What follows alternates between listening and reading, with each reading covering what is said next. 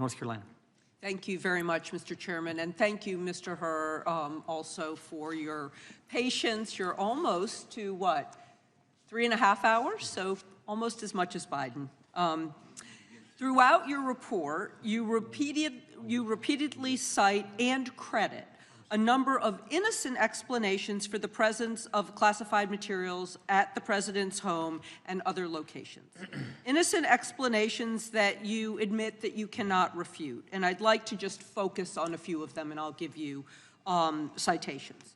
One of these explanations for the presence of classified documents is that a member of the president's staff maintained those documents when he was the vice president, and then mistakenly included them in sets of documents that were later sent to locations such as the Penn Biden Center and the University of Delaware. Is that correct?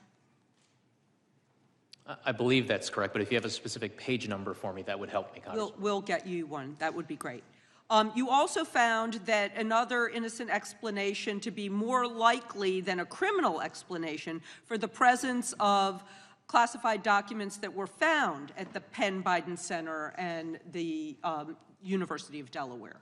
Is that correct? Correct. Great. And then let's talk about the documents in the president's garage.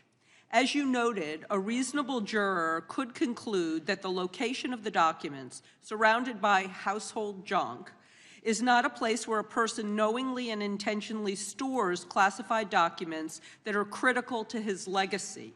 Instead, it looks more like a place where a person stores classified documents that he's unaware of. That's on page 209 of your report, correct?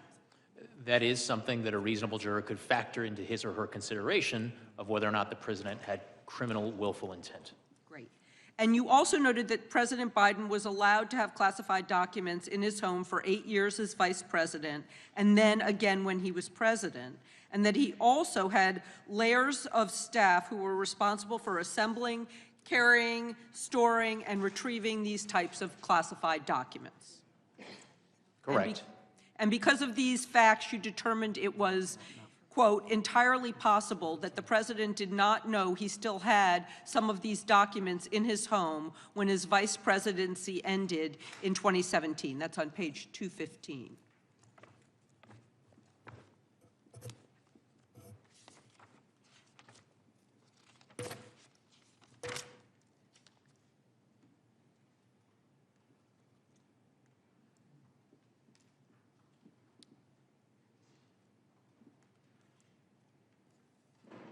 Entirely possible. Entirely possible. Yeah.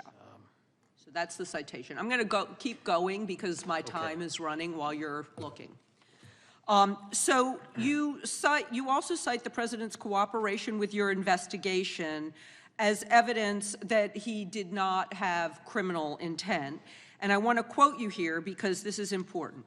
You wrote, most significantly, Mr. Biden self-reported to the government that the Afghanistan documents were in his Delaware garage and consented to the search of his house to retrieve them and other classified materials. He also consented to searches of other locations, and later in the investigation, he participated in an interview with our office that lasted more than 5 hours and provided written answers to most of our written questions.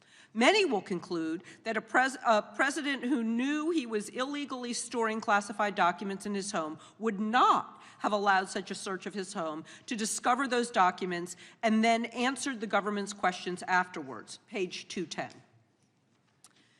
And then you said that you expect this argument about the president's innocence to carry real force for many reasonable jurors, because in your words, reasonable jurors will conclude that Mr. Biden, a powerful, sophisticated person with access to the best advice in the world, would not have handed the government classified documents from his own home on a silver platter if he had willfully retained those documents for years. Just as a person who destroys evidence and lies often proves his guilt, a person who produces evidence and cooperates will seem by many to be innocent. Again, page 210. As you said in your report, it would be reasonable for a juror to reach that conclusion. and that a president advised by counsel would not have informed investigators of the presence of classified documents in his home or invited agents in the search of every nook and cranny of his home or other residence, or sat for an hours-long interview, or answered pages of written questions, all going to his full cooperation and his lack of criminal intent. Thank you, Mr. Chairman, and I yield back. Gentlelady yields